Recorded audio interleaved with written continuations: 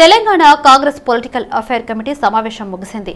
గాంధీ భవన్ లో తెలంగాణ కాంగ్రెస్ ఇన్ఛార్జి ఠాక్రే అధ్యక్షతన ఈ సమావేశం జరిగింది. ప్రధానంగా 5 అంశాల ఎజెండాగా పీఎస్సీ సమావేశం సాగింది. ముందుగా కాంగ్రెస్ పార్టీని తెలంగాణలో అధికారంలోకి తీసుకువచ్చి సంపూర్ణ మద్దతు పలికిన తెలంగాణ రాష్ట్ర ప్రజలకు, కాంగ్రెస్ పార్టీ విజయం కోసం అహర్నిశలు కృషి చేసిన కార్యకర్తలు, నాయకులు, ఏఐసీసీ అగ్రనేతలు, ప్రచారంలో పాల్గొన్న నాయకులు, ఇన్ఛార్జీలుగా పనిచేసిన ప్రతి ఒక్కరికి కాంగ్రెస్ పార్టీ తరపున ధన్యవాదాలు చెబుతూ తీర్మానం చేశారు. అలాగే వచ్చే లోక్సభ ఎన్నికల్లో తెలంగాణ నుంచి కాంగ్రెస్ అగ్రనేత సోనియా గాంధీ పోటీ చేయాలని పీఎస్సీ ఏకగ్రీవ తీర్మానం చేసింది. ఈ సమావేశానికి CM, PCC chief Revanth Reddy, ఉప ముఖ్యమంత్రి బట్టి విక్రమార్క, మంత్రి ఉత్తమ్ కుమార్ రెడ్డి, కన్వీనర్ షబ్బీర్ అలీ, వి హనుమంతరావు తదితరులు సమావేశానికి హాజరయ్యారు. హైదరాబాద్ లోని ఆదర్శ నగర్ ఎమ్మెల్యే క్వార్టర్స్ నందు ఆత్మీయ సమ్మేళనం కార్యక్రమం నిర్వహించారు. ఈ కార్యక్రమానికి డిప్యూటీ సీఎం బట్టి విక్రమార్క హాజరయ్యారు. డిప్యూటీ సీఎం బట్టి విక్రమార్కకి అంజన్ కుమార్ యాదవ్, అనిల్ కుమార్ యాదవ్, లోకేష్ కుమార్ యాదవ్లు స్వాగతం పలికారు. వారి సంప్రదాయ ప్రకారం డిప్యూటీ సీఎంకి తలపాగా చుట్టి సత్కరించారు. ఈ సందర్భంగా హాజరైన సభ్యులకు బట్టి విక్రమార్క అభివాదం చేసి శుభాకాంక్షలు తెలిపారు.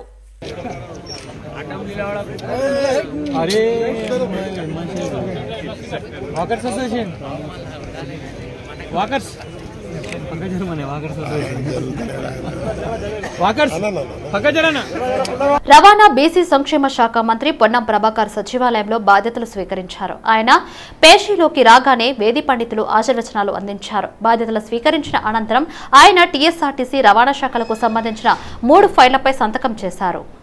ప్రస్తుత ఆర్థిక సంవత్సరం 3వ త్రైమాసికానికి గాను బస్ పాస్ రాయితీల ఖర్చు రీమెంబర్స్మెంట్ కోసం 212.50 కోట్ల రూపాయలను విడుదల చేస్తూ మొదటి ఫైలుపై సంతకం చేశారు. ఇదే త్రైమాసికానికి గాను మరో 162.50 కోట్ల రూపాయలను విడుదల చేస్తూ మరో ఫైలుపై ఎల్ రాజ్య లక్ష్మి హెడ్ ట్రాన్స్పోర్ట్ కానిస్టేబుల్ కి 1 లక్ష రూపాయలు మెడికల్ క్లెయిమ్ మంజూరు చేస్తూ 3వ ఫైలుపై సంతకం చేశారు. మంత్రిగా బాధ్యతలు స్వీకరించిన పొన్నంకు ఆర్టీసీ ఎండీ సజ్జనర్, పలువురు మంత్రులు, అధికారులు శుభాకాంక్షలు తెలిపారు.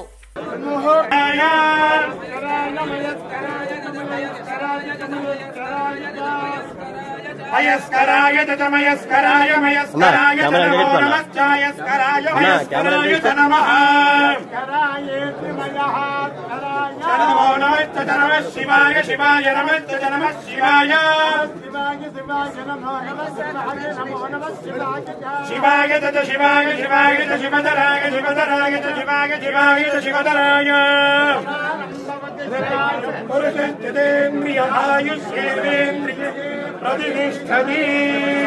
ఎల్ఎన్టీ ప్రతినిధులపై మంత్రి ఉత్తమ్ కుమార్ రెడ్డి తీవ్ర ఆగ్రహం వ్యక్తం చేశారు. కాళేశ్వరం ప్రాజెక్టులోని మేడిగడ్డ బ్యారేజీ పనులకు సంబంధించి ఆయన సచివాలయంలో ఎల్ఎన్టీ ప్రతినిధులతో సమావేశమయ్యారు. అతిపెద్ద ప్రాజెక్టులో ఇంత నాసిరకంగా, ఇంత నాణ్యత లేకుండా ఎలా పనులు చేశారని నిలదీశారు. ఏదో ఒక లేఖను అధికారికి ఇచ్చి మా తప్పిదం లేదంటూ మీరు కప్పిపుచ్చే ప్రయత్నం చేస్తే ఊరుకునేది లేదని వారిని హెచ్చరించారు. ప్రజాధనాన్ని వృధా చేసి ప్రాజెక్టు కుంగుబాటుకు కారణమైన ఎవరిని తాము వదిలేది లేదని స్పష్టం చేశారు. మేడిగడ్డ ప్రాజెక్టు ఘటనపై పూర్తిస్థాయి నివేదిక ఇవ్వాలని అధికారులకు ఆదేశాలు జారీ చేశారు.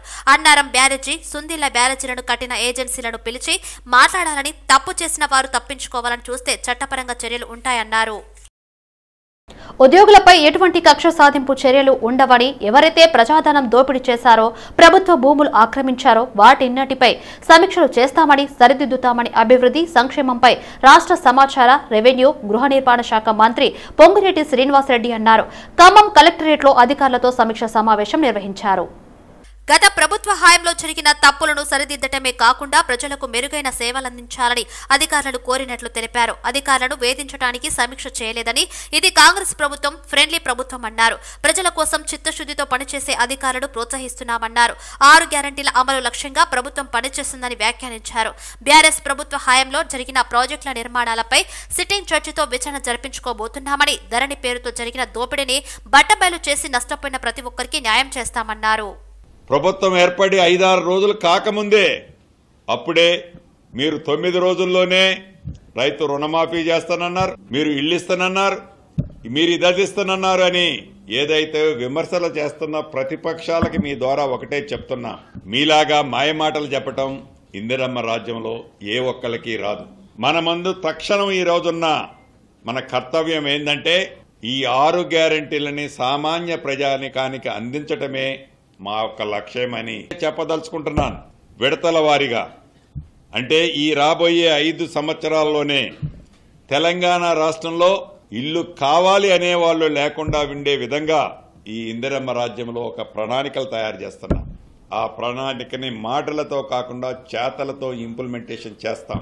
కొద్దిగా ఓపిక పట్టండి. ధరణి పేరుతో ఈ తెలంగాణ రాష్ట్రంలో ఉన్న ప్రజల కష్టపడి సంపాదించిన ఆస్తుల్ని గత ప్రభుత్వం ఏదైతే కొల్లగొట్టిందో, ఏదైతే సామాన్య ప్రజల దగ్గర నుంచి లాక్కుందో, ఆ ఆస్తులన్నీ కూడా తిరిగి మేము ఆ ప్రజలకి వారికే ఇచ్చే విధంగా ఏర్పాటు చేస్తానన్నా.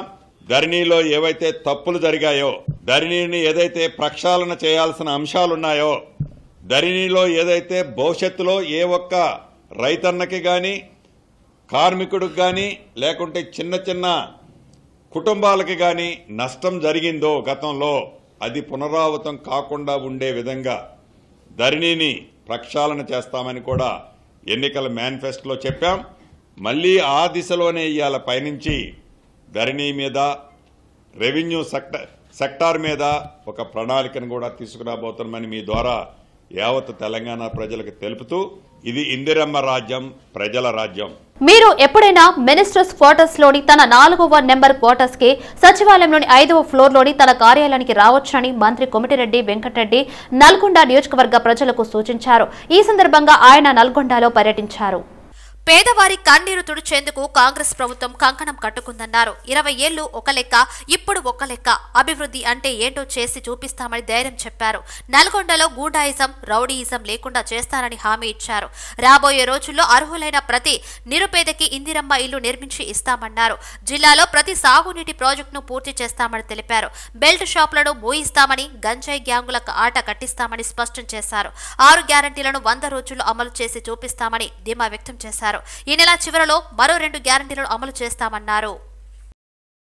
మీ అందరి ఆశీర్వాదంతోనే మంచిర్యాలలో రాష్ట్రంలో కాంగ్రెస్ పార్టీ విజయం సాధించిందని ఎమ్మెల్యే ప్రేమ్ సాగర్ రావు అన్నారు.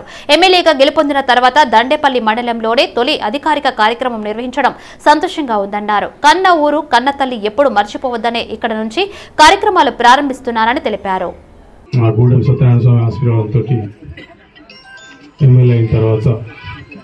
మొట్టమొదటి అఫీషియల్ ప్రోగ్రామ్, ప్రభుత్వ ప్రోగ్రాంలో పార్టిసిపేషన్ అనేది మీ మండలం నుంచి దండపల్లి హెడ్ క్వార్టర్ నుంచి మొదలుపెట్టడం జరిగింది. దానికి ఇక్కడి నుంచి మొదలుపెట్టడం నిజంగా సంతోషంగా అనిపించాలి. ఏదో కన్న ఊరు కన్న తల్లి కన్న ఊరు అన్నట్టుగా ఖచ్చితంగా ఇక్కడి నుంచి మొదలుపెట్టడం జరిగింది.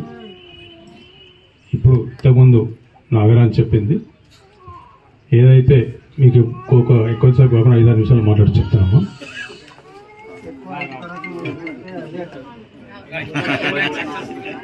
టీఆర్ఎస్ వాళ్ళు ఏం చెప్పిందంటే ఎన్నికల కన్నా ముందు కాంగ్రెస్ వాళ్ళు వస్తే కళ్యాణ లక్ష్మి బంద్ చేస్తారని చెప్పారు.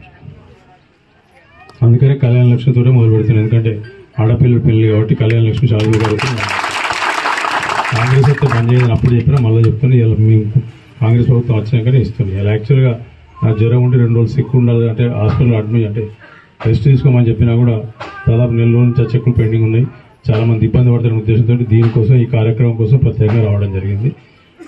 వచ్చి అది కూడా ఇక్కడి నుంచే మొదలు పెడుతున్నాం. ఇవాళ నాగరాణి చెప్పింది మొదలే ఇవైతే వరకు అయితే పెండింగ్ ఉన్నాయి ఎలక్షన్ టైంలో వచ్చే చెక్కులు ఇవన్నీ. గతంలో కేసీఆర్ ప్రభుత్వం నిర్లక్ష్యం వల్ల తెలంగాణలోని 7 మండలాలు ఏపీలో కలిశాయని కాంగ్రెస్ ఎమ్మెల్సీ జీవన్ రెడ్డి ఆరోపణలు గుప్పించిన విషయం తెలిసిందే. జీవన్ రెడ్డి వ్యాఖ్యలపై మాజీ ఎంపీ బోయినపల్లి వినోద్ కుమార్ స్పందించారు.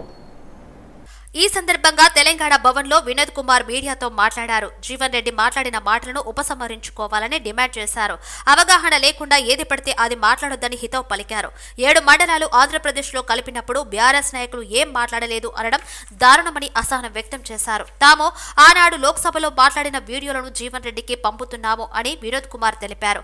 ఆనాడు రాజ్యసభలో మెజార్టీ ఉన్న కాంగ్రెస్ నాయకులు దానికి అడ్డుపడలేదని గుర్తు చేశారు. మాట్లాడారు. అది ఈరోజు ప్రముఖంగా చాలా పత్రికల్లో వచ్చింది. ఒక ఆంగ్ల పత్రికలు అయితే దే కెప్ట్ సైలెంట్ అనేటువంటి పదం కూడా వ్రాయబడ్డది. మరి ఇలాంటి వ్యాఖ్యానాలు విన్న తర్వాత ఈరోజు తప్పనిసరిగా పత్రికా విలేకరుల సమావేశం పెట్టి దానిపైన నేను వివరణ అనడం లేదు, ఒక ప్రెస్ మీట్ పెట్టి జీవన్ రెడ్డి గారు మాట్లాడింది ఉపసంహరించుకోవాలని చెప్పి డిమాండ్ చేయడానికి ప్రెస్ మీట్ పెట్టాను. సీనియర్ పార్టీ నాయకులు కాంగ్రెస్లో, ఒక ఎమ్మెల్సీ, ఆనాడు వారు ఎమ్మెల్యే, 2014లో గెలిచారు వారు. కొత్తగా పార్లమెంట్ సభ్యులు ఎన్నికైనాము ఆ రోజు నేను కరీంనగర్ పార్లమెంట్ సభ్యుడిగా ఎన్నికైనా. మరి వారు జగిత్యాల ఎమ్మెల్యేగా ఉండే, కొత్త రాష్ట్రం ఏర్పడ్డది. మరి ఆనాడు ఉన్నటువంటి రాజకీయ పరిణామాలు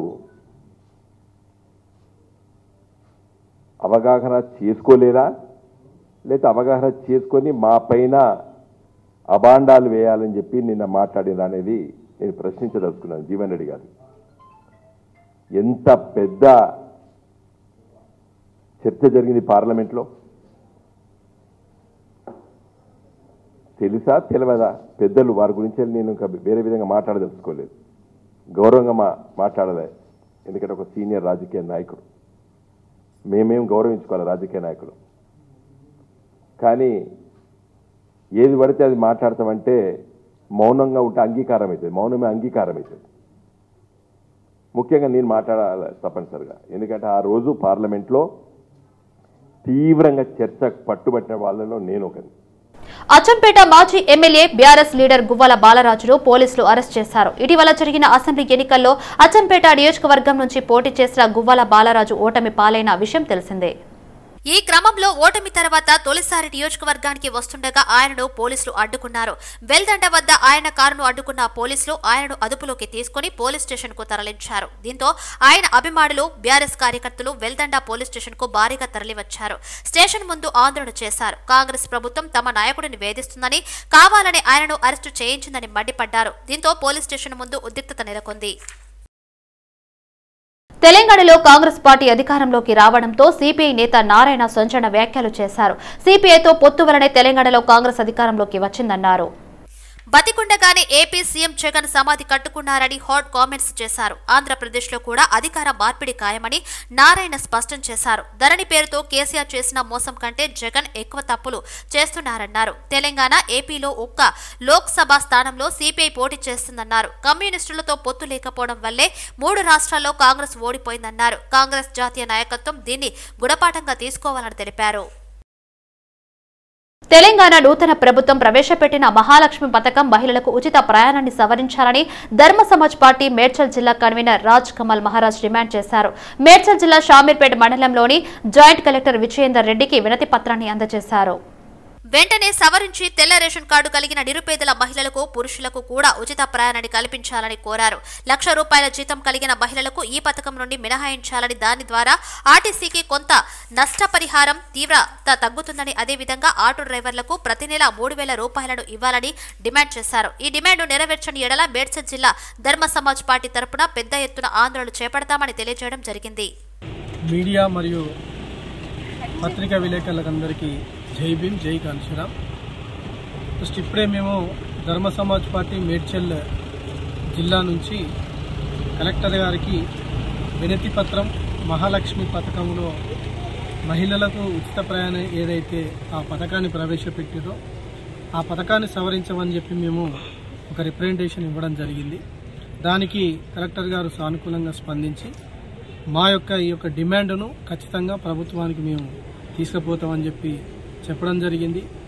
అందులో ఉన్న అంశాలతోనూ కూడా కొద్దిసేపు చర్చించడం జరిగింది సార్ తోటి. తను కూడా కొంత సానుకూలంగానే స్పందించారు. వాస్తవానికి అక్కడ ఉన్న ఆటో డ్రైవర్లు చాలామంది వాళ్ళ కుటుంబ పోషణకు దూరం అయిపోయి బాధపడుతున్న సంగతి వాళ్ళు కూడా గుర్తించారు. అదే మేము పార్టీ నుంచి వాళ్ళ దృష్టికి తీసుకుపోవడం జరిగింది. సానుకూలంగా స్పందించారు. ఇది ఖచ్చితంగా ఈ ధర్మ సమాజ్ పార్టీ డిమాండ్ ఏదైతే ఉన్నదో ఆ డిమాండ్ను ప్రభుత్వానికి చేరే విధంగా తను ఖచ్చితంగా ప్రయత్నం చేస్తా అని చెప్పడం జరిగింది. ఆ మాట తీసుకొని మేము ఇన్వాల్వ్లో ఎకనాలజ్మెంట్ కూడా తీసుకొని రావడం జరిగింది. ఉస్మానియా యూనివర్సిటీ ఆర్ట్స్ కళాశాల వద్ద స్పోర్ట్స్ స్టూడెంట్ ఫెడరేషన్ ఆధ్వర్యంలో నిరసన వ్యక్తం చేశారు. తక్షణమే మెగా డిఎస్సిలో పీఈటీ పోస్టులు పెంచాలని డిమాండ్ చేశారు. రాష్ట్రంలో వ్యాయామ విద్య కుటుంబం పడిపోతుందని ఆవేదన వ్యక్తం చేశారు. రాష్ట్రంలో ప్రతి ఏటా 3 నుంచి 4,000 మంది వ్యాయామ విద్య చదివినప్పటికీ సరియైన అవకాశాలు లేక అందరూ రోడ్లపైన తిరుగుతున్నారని అన్నారు. కాంగ్రెస్ ప్రభుత్వం వచ్చినాక మా బతుకులు మారుతాయని ఆశించినప్పటికీ గతంలో లాగే ఈ ప్రభుత్వం కూడా వ్యవహరిస్తుందని అన్నారు. 164 పోస్టు మాత్రమే చూపించడం ఎస్ఎస్ఎఫ్ సిగ్గుసేటుగా భావిస్తున్నాం. తెలంగాణ ప్రభుత్వంలో కాంగ్రెస్ ప్రభుత్వం కూడా ఏదో మార్పు తెస్తుందని మేము భావించాం. కానీ మెగా డిఎస్సిలో పీఈటీలకు 164 పోస్టులు చూపించడం అనేది చాలా సిగ్గుసేటు. ప్రతి స్కూల్లో పీఈటీ ఉండేలాగా ఈ కాంగ్రెస్ ప్రభుత్వం చర్య తీసుకొని కంపల్సరీగా ఎక్కడెక్కడైతే ఏ పీఈటీ ఎక్కడెక్కడ ఏ స్కూళ్ళు ఉన్నాయో వాటన్నిటినీ వీళ్ళు సవరించి మళ్ళీ కొత్తగా పీఈటీ పోస్టు కొత్తగా మరీ ఎక్కువ ప్రతి స్కూల్లో ఉండేటట్టు విధంగా చూడాలని ఎస్ఎస్ఎఫ్ డిమాండ్ ద్వారా తెలియజేస్తున్నాం. పాఠశాల ముందు ఈ యొక్క కార్యక్రమం నిర్వహించుకోవడం ముఖ్య ఉద్దేశం ఏంటంటే రాష్ట్రంలో వ్యాయామ విద్య అనేది కుంటుపడిపోతుంది. ఎందుకంటే రాష్ట్రంలో ప్రతి సంవత్సరం 3 నుంచి 4 వేల మంది వ్యాయామ విద్య కోర్సు చదివినప్పటికీ సరైన గవర్నమెంట్లో అవకాశాలు లేక అందరూ రోడ్లపై తిరుగుతున్నారు. ఈరోజు కాంగ్రెస్ గవర్నమెంట్ వచ్చినాక కూడా మా బతుకులు మారతాయని మేము ఆశించినప్పటికీ గతంలోనాగే ఈ ప్రభుత్వం కూడా వ్యవహరిస్తుంది. ఈరోజు మెగా డిఎస్సి అని చెప్పేసి ఈరోజు రేవంత్ రెడ్డి గారు పిలిపిచ్చారు. కానీ ఆ డిఎస్సి పోస్టులలో మా గతంలో 164 పోస్టులు చూపించడం జరిగింది. ఈ రోజు అవి 162 పోస్టులకే కుదించడం జరిగింది. దయచేసి రాష్ట్రంలో ఉన్నటువంటి ప్రతి స్కూల్లో 2000 పై చిలుకు పోస్టులు ఫిజికల్ ఎడ్యుకేషన్ టీచర్లు కానీ ఫిజికల్ డైరెక్టర్లు కానీ జేఎల్డిఎల్ కానీ ఉండడం జరిగింది. ప్రతి ప్రైమరీ స్కూళ్లలో ఫిజికల్ ఎడ్యుకేషన్ టీచర్ని నియమించడం అనేది కంపల్సరీగా చేయాలి గవర్నమెంట్. లేకపోతే మా పీటీ కోర్సు చదివిన విద్యార్థులం అందరము అదేవిధంగా విద్యార్థి నాయకులం అందరము ఈ యొక్క ఆరోగ్య భారత్ నిర్మించాలనే ఉద్దేశంతో ఈ కోర్సును చదవడం జరిగింది. రేపు డిసిప్లిన్ విషయంలో కానీ ఏ విషయంలో కానీ ఉండేది మేమే ముందు. మీరు కాక మా డిమాండ్లని మీరు నెరవేర్చకపోతే రాష్ట్ర వ్యాప్తంగా వ్యాయామ విద్యార్థులందరూ కూడా అసెంబ్లీ అనేది ముట్టడించడం జరుగుతుంది.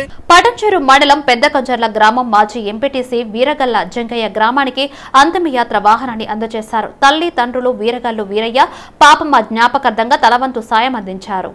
ఈ అంతిమయాత్ర వాహనాన్ని 2 లక్షల వ్యయంతో పెద్ద కంజర్ల గ్రామ పేద ప్రజల సౌకర్యార్థంగా ఇచ్చారు. తన వంతు సహాయంగా అంతిమయాత్ర వాహనాన్ని అందజేశామని తెలిపారు. ఈ కార్యక్రమంలో మాజీ ఉప సర్పంచ్ రామరెడ్డి, జొన్నడ చంద్రయ్య, ఎండి నవాబ్, బుడిగా వెంకటరెడ్డి, గ్రామస్తులు తదితరులు పాల్గొన్నారు. జంగయ్య, నేను మాజీ ఎంపీటీసీ. మా అమ్మ నాయన పేరు మా నాయన పేరు ఈరయ్య, మా అమ్మ పేరు పాపమ్మ. వాళ్ళ జ్ఞాపకారణాల పట్టుకు మనము ఊరందరికీ సాయం చేద్దామనుకున్నాం. గ్రామ పంచాయతీకి అదేవిధంగా బండిని డొనేషన్ చేయటం జరుగుతూ ఉంది. వైకుంఠ రథము గ్రామ పంచాయతీకి అప్పచెట్టడం జరుగుతూ ఉన్నది. దాన్ని అందరూ వాడుకునే అవసరం ఉంటుంది. కంపల్సరిగా ఎవరికైనా గ్రామ పంచాయతీకి వచ్చి ఇంటిమేషన్ ఇస్తే తీసుకోనికి అవకాశం ఉంటుంది. గ్రామ పంచాయతీ తెలియజేసింది గారు వాళ్ళ తల్లిదండ్రుల జ్ఞాపకార్థం ఈ రథాన్ని తీసుకురావడం చాలా సంతోషంగా ఉంది. ప్రజలకు ఎంతో ఉపయోగపడాలని మేము కోరుతున్నాం. జంగయ్య గారు, ఈరగల జంగయ్య గారు, వాళ్ళ డాడీ ఈరయ్య గారు, వాళ్ళ మమ్మీ పాపమ్మ డొనేషన్ చేస్తారు గ్రామ పంచాయతీకి. మొత్తం ఊరందరికీ ఆర్టీసీ బస్సులను ధ్వంసం చేస్తే ఉపేక్షించేది లేదని ఆ సంస్థ ఎండీ సజ్జనర్ స్పష్టం చేశారు. టీఎస్ఆర్టీసీ బస్సులు ప్రజల ఆస్తిని, వాటిని కాపాడుకోవాల్సిన బాధ్యత మనందరిపై ఉందని అన్నారు. ప్రజలను సురక్షితంగా క్షేమంగా గమ్యస్థానాలకు చేర్చే ఆర్టీసీ బస్సులపై దాడి చేయడం అంటే సమాజంపై దాడి చేస్తున్నట్లేనని ఎక్స్ ట్విట్టర్ వేదికగా సజ్జనర్ పోస్టు చేశారు. అభిమానం పేరుతో చేసే పిచ్చి చేష్టలు వేయడం సమాజానికి శ్రేయస్కరం కాదని హితవు పలికారు. బిగ్ బాస్ 7 ఫైనల్ సందర్భంగా హైదరాబాద్ కృష్ణానగర్లోని అన్నపూర్ణ స్టూడియో సమీపంలో రాత్రి టీఎస్ఆర్టీసీ బస్సులపై కొందరు వ్యక్తులు దాడి చేశారు. ఈ ఘటనలో 6 బస్సుల అద్దాలు ధ్వంసమయ్యాయని సజ్జనర్ వివరించారు. జూబ్లీహిల్స్ పోలీస్ స్టేషన్లో ఆర్టీసీ యాజమాన్యం ఫిర్యాదు చేసిందని, బాధ్యులపై చట్ట ప్రకారంగా చర్యలు తీసుకోవాలని కోరినట్లు సజ్జనర్ తెలిపారు. ఎఫ్ఐఆర్ నమోదు చేసిన పోలీసులు దర్యాప్తు చేస్తున్నారు. కరాటే ఛాంపియన్షిప్ పేరిట విద్యార్థుల తల్లిదండ్రుల నుంచి ఓ కరాటే మాస్టర్ ₹1,00,000 వసూలు చేసి మోసం చేశాడు. ఈ ఘటనపై బాధితులు సైదాబాద్ పోలీస్ స్టేషన్లో ఫిర్యాదు చేశారు. సైదాబాద్ లోని ఓ ప్రైవేటు స్కూల్లో కరాటే మాస్టర్ గా రాజా నాయక్ పనిచేస్తూ విద్యార్థులకు శిక్షణ ఇస్తున్నారు. సెప్టెంబర్లో ముంబైలో కరాటే ఛాంపియన్షిప్ పోటీలు ఉన్నాయని, మీ పిల్లలు అందులో పాల్గొంటే మంచి భవిష్యత్తు ఉంటుందని నమ్మబలికాడు. అందుకు ఒకరికి ₹22,000 ఖర్చు అవుతుందని చెప్పాడు. డబ్బులు లేకుంటే క్రెడిట్ కార్డు ఇస్తే షాపింగ్ చేసి అందులో వచ్చే బోనస్ డబ్బులు సరిపోతుందని, తిరిగి వాడుకున్న బిల్లు చెల్లిస్తామని చెప్పాడు. దీంతో పలువురు తల్లిదండ్రులు తమ క్రెడిట్ కార్డులు, మరికొందరు డబ్బులు చెల్లించారు. నెలలు గడుస్తున్న క్రెడిట్ కార్డు బిల్లులు చెల్లించకపోవడంతో బాధితులు నిలదీశారు. బెదిరిస్తారు. దీంతో రాజు నాయక్ తప్పించుకుని తిరుగుతుండటంతో సైదాబాద్ పోలీసులను ఆశ్రయించారు. వెంకటరమణ, రవికాంత్ ఫిర్యాదు మేరకు సైదాబాద్ పోలీసులు కేసు నమోదు చేశారు. పోస్టింగ్ చేస్తా ఉన్నాడు అన్నమాట, పోస్ట్పోన్ చేస్తా ఉన్నాడు. సో నేను ఎక్కువ ప్రెషర్ పెట్టడం వల్ల అతను 2 చెక్స్ ఇచ్చిండు. ఆ చెక్స్ కూడా 2 బౌన్స్ అయినాయి. ఆ చెక్స్ బౌన్స్ అయినాక ఇంకా నాకు అతని మీద నమ్మకం పోవడం అనేది జరిగింది. సో అప్పుడే చెక్స్ బౌన్స్ అయినప్పుడే నేను స్కూల్కి వెళ్ళి మేనేజ్మెంట్కి చెప్పాను. స్కూల్ వాళ్ళు 1 వీక్ ట్రై చేశారు, అతన్ని రప్పించడానికి, మనీ రికవర్ చేయడానికి ట్రై చేశారు. బట్ 1 వీక్ తర్వాత వాళ్ళు కూడా సైలెంట్ అయ్యారు. స్కూల్ నుంచి కూడా నాకు ఏం న్యాయం జరగలేదు. సో దీని తర్వాత నేను పోలీస్ స్టేషన్ కూడా వెళ్ళాను. పోలీస్ స్టేషన్ కూడా చాలా రిక్వెస్ట్ పెట్టాను. వాళ్ళు కూడా ట్రై చేశారు, బట్ అక్కడ కూడా నాకు న్యాయం జరగలేదు. సో అట్లీస్ట్ నాకు మీడియా ద్వారానన్నా నాకు న్యాయం జరగాలి. నేను చాలా మోసపోయాను. ఈ అమౌంట్ కూడా, ఈ క్రెడిట్ కార్డ్స్ కూడా నేను వేరే ఫ్రెండ్స్ దగ్గర అప్పు తీసుకొని వచ్చి ఈ క్రెడిట్ కార్డ్స్ సెటిల్మెంట్ చేయాల్సి వచ్చింది. ఎందుకంటే నా ఫ్రెండ్స్ నన్ను నమ్మి నాకు ఇచ్చారు. సో వాళ్ళ నమ్మకాన్ని నేను ఎలా పోగొట్టుకుంటానని నేను వేరే దగ్గర అప్పు చేసుకుని ఈ క్రెడిట్ కార్డ్స్ నేను సెటిల్ చేశాను. ఇప్పుడు నేను చాలా అప్పుల్లో ఉన్నాను. నాకు న్యాయం జరగాలి. ఇంకొకటి, దయచేసి నాకే కాకుండా ఈ స్కూల్లో వేరే పేరెంట్స్ కూడా దగ్గర ఇతను 20-30 లక్షల దాకా స్కామ్ చేసిండు. ఒక్కొక్కరు నేను ఇట్లా చెప్పడం వల్ల ఒక్కొక్కరు బయట పడుతున్నారు. సో ఇలాంటి పర్సన్కి వేరే స్కూల్లో ఎక్కడ ఆపర్చునిటీ రాదు. దయచేసి వేరే స్కూల్స్ కూడా, ఇతని పేరు రమావత్ రాజా నాయక్, ఈయన ఒక స్పెషల్ టీషర్ట్ వేసుకుంటాడు, ఇండియా పేరు పెట్టుకొని మోసం చేస్తుండు. అట్లా టీషర్ట్ వేసుకున్న పర్సన్ అస్సలు నమ్మకండి. దగ్గర ఫస్ట్ 45,000 ఉందని చెప్తే ఫస్ట్ స్వైప్ చేశాడు. తను స్వైప్ చేసిన తర్వాత, సార్ మీరు ఇచ్చినటువంటి 45,000 క్రెడిట్ కార్డ్ త్రూగా 7,000 రూపాయలు వచ్చింది సార్, మళ్ళా ఇంకా కావాలి అన్నాడు. సో నేను ఏం చేశానంటే ఆ అమౌంట్ తను అడిగినటువంటి ఇంకొక 50-60 వేల రూపాయల క్రెడిట్ కార్డ్ది ఇంకొక ఎవరిదైనా రిలేషన్లో అడగాలని తనే నాకు డైవర్ట్ చేస్తున్నాడు. ఇలా ట్రై చేయడంటే, సరే నేను మా బాబు ఫిజికల్ యాక్టివిటీ బాగుంటుంది, తను ఒక ఇంట్రెస్ట్గా చూపిస్తున్నాడు, అది కూడా ఒక మాస్టర్ అడుగుతున్నాడు, నా బాబు యొక్క ఫ్యూచర్ బాగుంటుందనే ఆలోచనతోటి. సో నేను కూడా ఏం చేశాను, సరే అతని మాట కాదనకుండా నా తెలిసిన కొలిక్ తోటి వాళ్ళు అడిగితే తను కూడా క్రెడిట్ కార్డ్ ఇచ్చాడు. తన details credit card through details ఇస్తే దాంట్లో 55,000 రూపీస్ స్వైప్ చేశాడు. సో మొత్తం నేను అతనికి 1,00,000 రూపాయలు ఇచ్చాడండి, నాది ప్లస్ మా ఫ్రెండ్ది కలిపి. మద్యం ఆరోగ్యానికి హానికరం, ఇది అందరూ అంగీకరించే వాస్తవం. అయితే రోజుకు ఒక పెగ్గు తీసుకుంటే ఆరోగ్యానికి మంచిదని అక్కడక్కడ అభిప్రాయాలు వినిపిస్తూ ఉంటాయి. దీనిపై ప్రపంచ ఆరోగ్య సంస్థ WHO ఆసక్తికర నివేదిక తీసుకువచ్చింది. ఓ వ్యక్తి రోజుకు ఎంత మద్యం సేవిస్తే ఆరోగ్యదాయకం అనేది అంశం ఈ నివేదికలో ప్రధాన అజెండా. ఇక ఆ నివేదికలో ఏం చెప్పారంటే, ఒక పెగ్ కాదు కదా, మద్యం ఎంత మోతాదులో శరీరంలోకి వెళ్లినా అది ఆరోగ్యానికి హానికరమేనని స్పష్టం చేశారు. మద్యం సేవించడం హానికరమని, రోజుకు ఒక పెగ్ పర్వాలేదు అని చెప్పడానికి పరిశోధనాత్మక ఆధారాలు లేవని WHO స్పష్టం చేసింది. మద్యం అనేది విష పదార్థం తప్ప మరొకటి కాదని, దీని కారణంగా పలు రకాల క్యాన్సర్లు, కాలేయ సంబంధిత సమస్యలు, గుండె సంబంధిత జబ్బులు కూడా వస్తాయని వివరించింది. రోజుకు ఒక పెగ్గు తీసుకుంటే ఆరోగ్యదాయకం కాదని, మద్యానికి దూరంగా ఉండడమే ఆరోగ్యదాయకమని WHO తన నివేదికలో స్పష్టం చేసింది. శబరిమలకి వెళ్తున్న అయ్యప్ప భక్తులకు శంషాబాద్ ఎయిర్పోర్ట్లో ఇబ్బందులు ఎదుర్కొంటున్నారు. సాంకేతిక కారణాలతో వారు వెళ్లాల్సిన ఫ్లైట్ ఎయిర్ ఇండియా రద్దు చేశారు. దీనితో ప్రయాణికులు ఇబ్బంది పడ్డారు. మధ్యాహ్నం 2 గంటలకు శబరి వెళ్లేందుకు ఫ్లైట్ ఉండగా సాంకేతిక కారణాల కారణంతో రద్దు చేయడంతో అయ్యప్ప భక్తులు తీవ్ర ఇబ్బందులు పడ్డారు. సంబంధిత ఫ్లైట్ నిర్వాహకులు పొందనలేని సమాధానం చెప్పడంతో గంటల కొద్దీ ఎయిర్పోర్ట్లోనే అయ్యప్పలు వేచి ఉండాల్సిన పరిస్థితి నెలకొంది. ఎయిర్ ఇండియా సిబ్బంది నిర్లక్ష్యం కారణంగా ఇరుముడికి ఆలస్యమైంది అని అయ్యప్పలు అన్నారు. కుత్బుల్లాపూర్కు చెందిన 60 మందికి పైగా అయ్యప్పలు ఎయిర్ ఇండియా ఫ్లైట్లో శబరికి వెళ్లేందుకు టికెట్లు బుక్ చేసుకున్నారు. శంషాబాద్ ఎయిర్పోర్ట్లో అయ్యప్ప భక్తుల ఆందోళనకి దిగారు. హైదరాబాద్ నుండి కేరళలోని కొచ్చి విమానాశ్రయంకు వెళ్లేందుకు టికెట్ బుక్ అయ్యప్ప భక్తులు చేసుకున్నారు. మేము ఒక 63 మంది అయ్యప్ప భక్తులం మాల వేసుకుని ఇరుముడి కట్టుకుని శబరిమలకు బయలుదేరాము.